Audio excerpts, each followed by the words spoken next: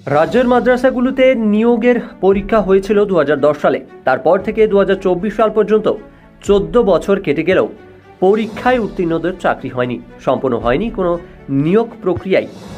মাদ্রাসায় এই মুহূর্তে 3000 শূন্যপদ রয়েছে। সেই শূন্যপদে গত 14 বছরে নিয়োগ না হওয়া নিয়ে মামলা হয়েছিল হাইকোর্টে। বৃহস্পতিবার সেই মামলায় হাইকোর্টের ভৎসনার মুখে পড়ল রাজ্য। দুই বিচারপতির ডিভিশন বেঞ্চ বলে দিল, এই নিয়োগ প্রক্রিয়ার জন্য আর কোনো অতিরিক্ত সময় দেওয়া হবে না।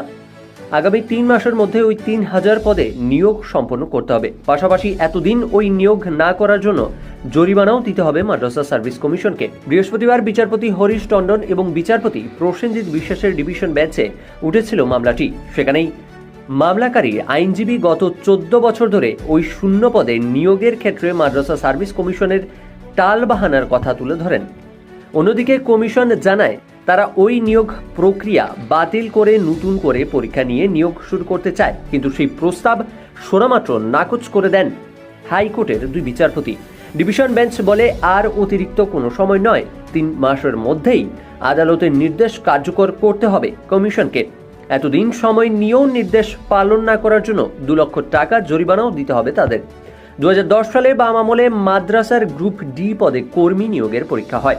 জানানো হয়, ওই নিয়োগ প্রক্রিয়ায় 3000 কর্মী নিয়োগ করা হবে। মামলাকারীদের আইনজীবী ফিরদৌস শামীমের বক্তব্য, সরকার চাকরি দিতে চায় না, তাই এ ব্যাপারে উদাসীন থেকেছে। সরকারের এই উদাসীনতার জন্য নিয়োগ করা যায়নি। মামলাকারীরা আদালতকে জানিয়েছেন, 2019 সালে বিচারপতি রাজা শেখর মান্থার একক বেঞ্চ ওই শূন্যপদ 14 দিনের মধ্যে পূরণ করার নির্দেশ দিয়েছিল। কিন্তু সেই নির্দেশকে চ্যালেঞ্জ করে ডিভিশন বেঞ্চে যায় মাদ্রাসা সার্ভিস কমিশন।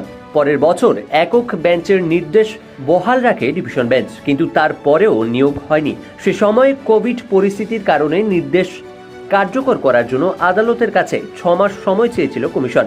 সেই 6 মাস পেরিয়ে গেলে কোভিডের কারণ দেখিয়েই আরও 6 মাস সময় নেওয়া হয়। এভাবে বেশ কয়েকবার সময় নিয়েও 3000 গ্রুপ ডি পদে নিয়োগ করতে পারেনি মাদ্রাসা সার্ভিস কমিশন।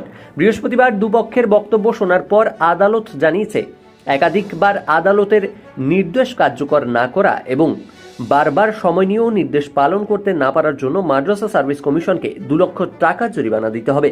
একই সঙ্গে 3 মাসের মধ্যে ওই 3000 শূন্য পদে নিয়োগ নিশ্চিত করতে হবে। ব্যুরো রিপোর্ট, ক্যালকলিং টিভি, কলকাতা।